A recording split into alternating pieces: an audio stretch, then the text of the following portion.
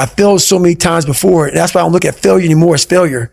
I look at it as my first, second, and third attempt. So that's what that's all about, man. Well, I mean, you went back to go and do Moab again the second time. That's right. Which is your second attempt. That's right. Had you banged your knee up? It was pretty bad in between the first and the second one. It was pretty bad way before either one of them. Yeah. Yeah. It's been jacked up now for about 20 years. I've seen some gnarly photos of it recently. It looks interesting. Yeah. So all those miles I've run on this thing, it's been a lot of it's been a lot of gut checks. So you go back, you do Moab a second time. Yep. And then you turn your ass into like a hamburger or something as well. So it's not just the knee, it's the ass as well now. Yeah. So at mile 201, we have a good video of it. Matter of fact, Jennifer is like, there's some people up there. So so 201 is a spot where I was really finished in the first Moab.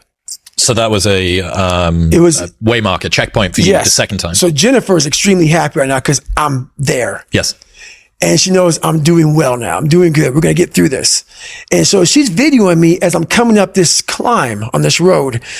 And she goes, there's some people up here who want to meet you. You're doing so amazing. And I said, my ass is fucked up. You need to get the fucking Desitin cream. And it's literally for like 20 fucking miles. That, like, people don't get it, man. When you get raw like that, bro, and you're walking, because the chafing of my ass, it was hamburger meat. And I'm like, so she's all fucking happy and shit. And I just look at her, and I'm gonna put the video up on social media because but she's a fucking trooper, bro. Hang on. So was there leakage? Oh yeah. That was on the video from behind? So my shorts were absolutely raw dogged. Yeah. So when you pull them down, it's just blood. And so she goes in the bathroom because she didn't know what she was going to see. She has a Desitin cream. She walks in there and I pull them down and spread them open. And I go, put that shit all up in there. So she goes in for the kill. And she's putting this Desitin cream all over the fucking place, man. And you know what? This is the funny thing about it. That's when you know you got a good motherfucker with you, man. When you're that raw and you're that fucked up and she's just like nothing. It was like saying, hey, can you like put some lotion on my back before I go lay out? That's how she was in there, man, getting in it. And that's it, man. Have you considered that might be the most traumatic event of all of the things that you've done in your life, what you asked Jennifer to do that day? No, not at all.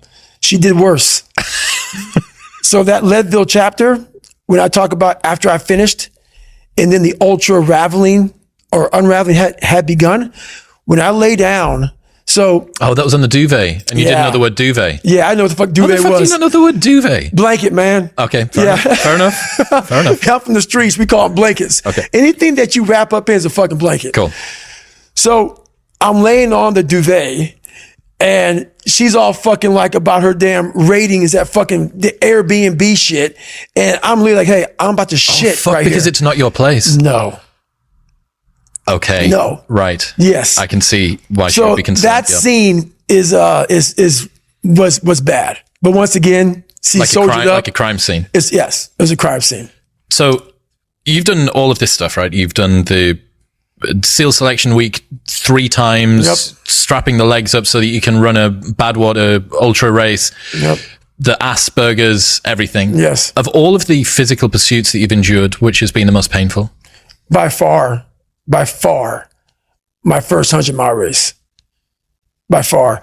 This 2019 Moab, the one that I DNF'd but still finished, that's up there. But when you are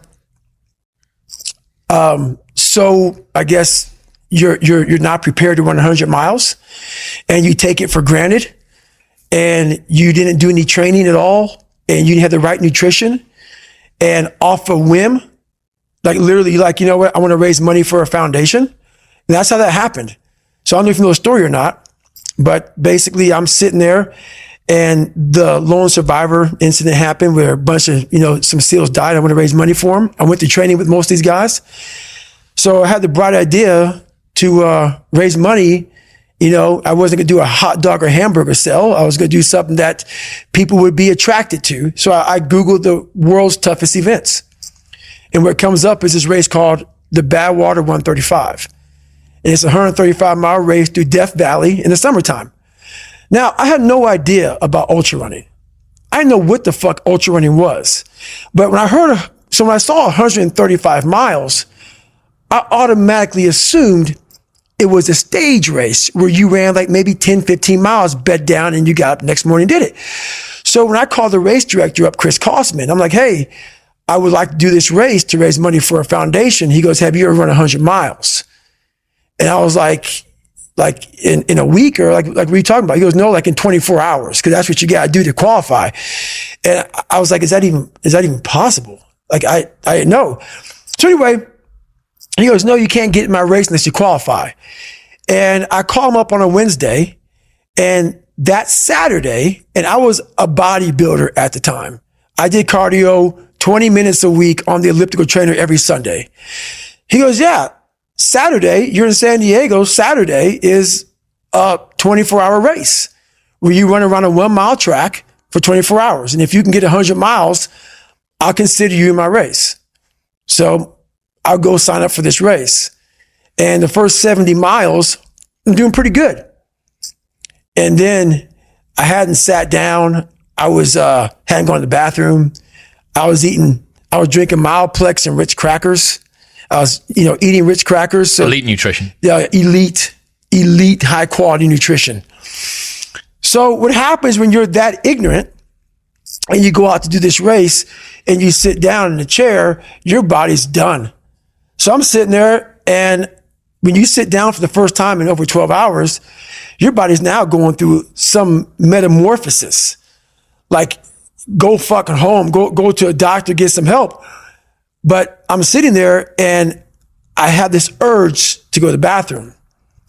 And there's a porta potty for me, that fucking wall, but I can't get up because my blood pressure's all messed up from my great nutrition that I was on.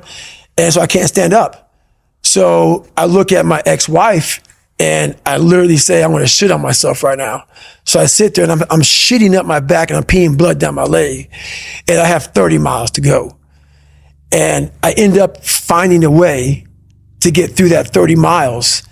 And when I got done with that race, it's the worst pain I can't even describe the pain of that last 30 miles to anybody. No one, it's very hard. Whole body? Whole body. So when it ended, I'm literally dizzy going up my stairs to get to my house. I have my arms wrapped around her going up the stairs, and every flight of stairs I have to lay down because I can't stay upright for too long or I'm gonna pass out. So I finally get in the house, and when I get in the house, I'm once again on the floor. I'm in the kitchen on the floor, just laying there. I finally make it to the bathroom, into the tub. I get rolled in the tub, and she puts the water on me. I'm just laying there with the water coming on me. And what I pee out looks like Coca-Cola. And I'm laying there in the worst pain of my entire life. I'm shaking, I'm jacked up. And all I could think about was, I can't believe what I just done. Because when you get to 70 miles of a race and you felt the way I did, to me, it was humanly impossible to even think about going 30 more miles in that shape. And once you do it, what came over me when that shower hit me, and the reality hit that I just went 101 miles. And that last 31 miles was something that I can't even describe to people. And she's like, we gotta get you to the hospital. So at the time, my mom was seeing this doctor, and he was like, so she's describing to my mom what I'm going through. He's like, you gotta get in the hospital now. And I just said, just shut up and let me enjoy this pain. I don't want anything to numb it. I don't want anything right now. Because what I had done was in my mind, and people will take this wrong and take it as wrong as you want to, I don't really care. I had just climbed a mental wall that was amazing. And I didn't want anybody to take that pain away from me at that point, because that was all confirmation. It seems like, I've heard you tell that story a number of times. Mm-hmm. Amazing. Did that set the tone or the rhythm for what you wanted to try and achieve and feel again? Each time you're pushing further, there's more difficulty. I never wanted to feel it again. But what it did was it showed me what is possible. And that's what set the new stage for me. That's when I realized, oh man, I've really been underachieving my entire life. I'm not saying that you have to go to that place, because that place is a dangerous, dangerous place that... Borderline rhabdo, heart arrhythmia. Oh, it wasn't borderline rhabdo. It was all that. Yeah. But you don't want to go there. But it taught me what is possible. So from that 19-hour lesson, one of the biggest lessons I had in my life, it taught me like, okay, I got it. Check.